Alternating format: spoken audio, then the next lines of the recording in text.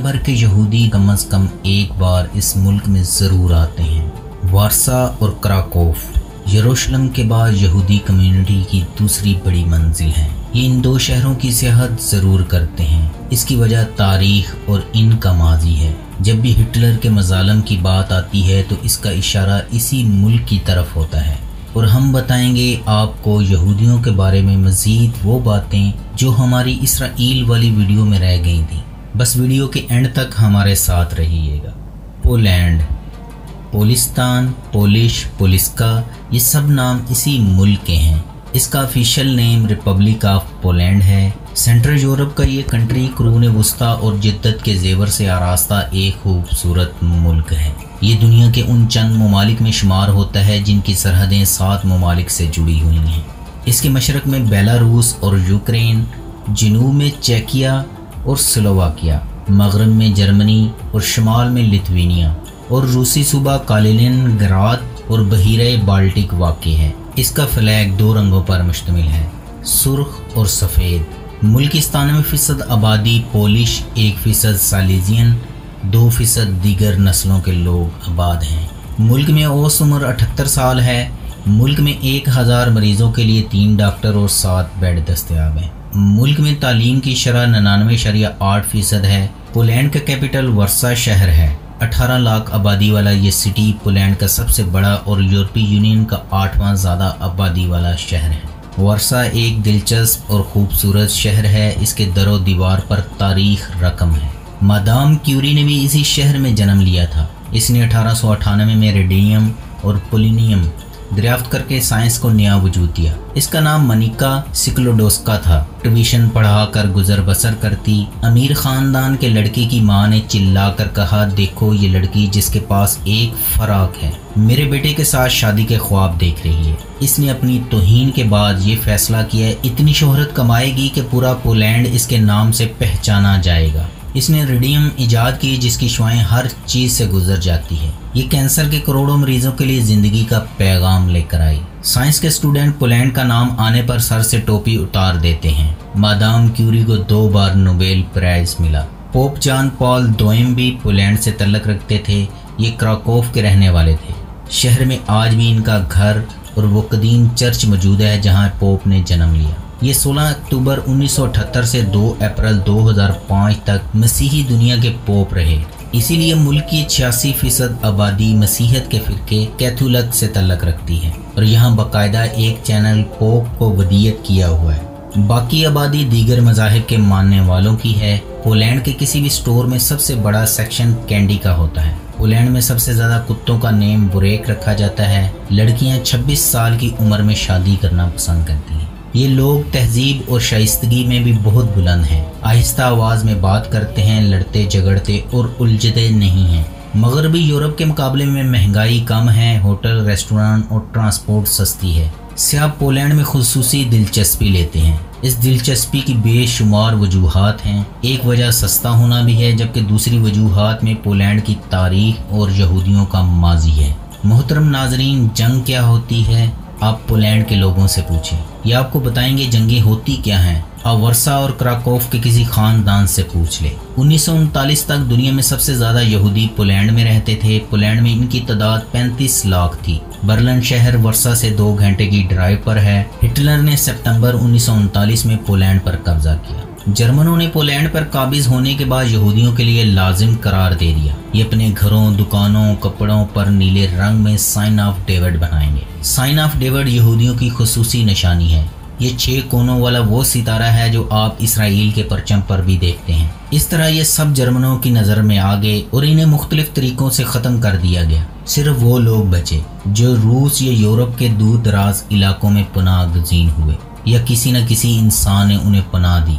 Europe ने 1 सितंबर 1939 से 2 सितंबर 1945 तक मुसलसल 6 साल जंग भुगती। 6 करोड़ लोग लुकमे अजल बन गए। यूरोप का कोई शहर सलामत नहीं रहा। बिजली, पानी, सड़कें, रेल का निज़ाम, स्कूल, कॉलेज, खुराक, हर चीज़ मफकूद हो गई। आपको शायद ये जानकर हैरत होगी, यूरोप में आलमी जंगों से कबल सूअर नहीं खाया जाता था। लोग पोर्क से नफरत करते थे, लेकिन जब जंगों के दौरान खुराक की किल्लत हो गई तो लोगों ने सूअर खाने शुरू कर दिए। اور وہ دن ہے اور آج کا دن اب یہ پورے یورپ کی خوراک بن چکا ہے۔ یورپ سے مرد ختم ہو گئے، چنانچہ یورپ میں شادی کا سسٹم تک ختم ہو گیا۔ سینکڑوں خاندان 2 برس گٹروں میں رہے۔ پولینڈ کا سالانہ GDP 1.28 ٹریلین ڈالر ہے اور یہ دنیا کی 22ویں مضبوط ترین معیشت ہے۔ فی کس آمدنی 33,747 ڈالر سالانہ ہے۔ بار ملکی نے پورے ملک میں پائے جانے والے سستے ترین کیفیٹیریا ہیں۔ پورے ملک میں سب سے زیادہ کھائی جانے والی چیز پولش ڈمپلنگ ہے۔ پولینڈ میں ہفتے کے روز دوپہر کے بعد شاپنگ کرنا اچھا نہیں سمجھا جاتا اور کئی شاپس 2 بجے کے بعد بند کر دی جاتی ہیں۔ یہودیوں کے بارے میں کہا جاتا ہے یہ اسرائیل میں ہوں، فرانس میں یا امریکہ میں، ان کا کسی نہ کسی ذریعے سے پولینڈ سے ضرور تعلق ہوتا ہے، چنانچہ یہ یروشلم کے بعد پولینڈ ضرور آتے ہیں۔ کراکوف شہر میں ان کا بہت بڑا اور قدیم محلہ ہے۔ محلے میں درجنوں سرائے، ہوٹل اور موٹلز ہیں۔ ان کے پب، ڈسکو، سیناگوگ اور ریسٹورانٹ بھی ہیں۔ یہاں ان کا میوزیم بھی ہے۔ مخصوص لباس پہنے گلیوں میں مختلف عمروں کے لوگ نظر آتے ہیں اور اپنے ماضی کو یاد کر کے دیواروں پر ہاتھ پھیر کر روتے ہیں۔ ورسا شہر میں دریائے وسٹولا بہتا ہے۔ یہ دریا شہر کو 2 حصوں میں تقسیم کرتا ہے۔ آپ رات کے وقت دریا پر جائیں، آپ کو دریا کے دونوں کناروں پر لوگ رات گئے تک بیٹھے نظر آتے ہیں۔ یہاں وہ عمارتیں بھی موجود ہیں جہاں دنیا میں پہلی بار درخت کاٹنے کو جرم قرار دیا گیا، جہاں یورپ کا پہلا آئین تیار ہوا تھا، جہاں دنیا کی پہلی وزارت تعلیم کا سنگ بنیاد رکھا گیا تھا، جہاں باقاعدہ الیکشن کے ذریعے بادشاہوں کا انتخاب ہوتا تھا۔ اگر آپ پولینڈ میں سرخ اشارے پر سڑک پار کرنے کی کوشش کریں یا زیبرا کراسنگ کے علاوہ کسی مقام پر سڑک پر قدم رکھیں تو آپ کو پولیس گرفتار کر سکتی ہے۔ یہ آپ کو 100 زلوٹی یعنی 4000 کے قریب جرمانہ کر سکتی ہے۔ یہ دنیا کے چند شہروں میں شامل ہے جہاں پیدل چلنے والے بھی جرمانے کا شکار ہو سکتے ہیں۔ شاید یہی وجہ ہے کوئی شخص غلط جگہ یا سرخ اشارے پر سڑک پار کرتے نظر نہیں آتا۔ یورپ اور دوسرے ترقی یافتہ ممالک کی طرح یہاں بھی خواتین زیادہ نظر آتی ہیں۔ یہ آپ کو ہر جگہ کام کرتی دکھائی دیتی ہیں۔ ملک میں پولیس کا کنٹرول ہے لیکن آپ کو کسی جگہ پر پولیس نظر نہیں آتی۔ کراکوف سیاحتی شہر ہے۔ پولینڈ آنے والے 80% سیاح کراکوف ضرور آتے ہیں۔ یہ پولینڈ کا کلچرل کیپٹل بھی کہلاتا ہے۔ آپ کو اس کی ہر گلی میں کوئی نہ کوئی قدیم چرچ ضرور ملتا ہے۔ کراکوف میں 2 عجیب چرچ ہیں، دائیں ہاتھ غریب لوگوں کا چرچ اور بائیں ہاتھ امیر لوگوں کا چرچ۔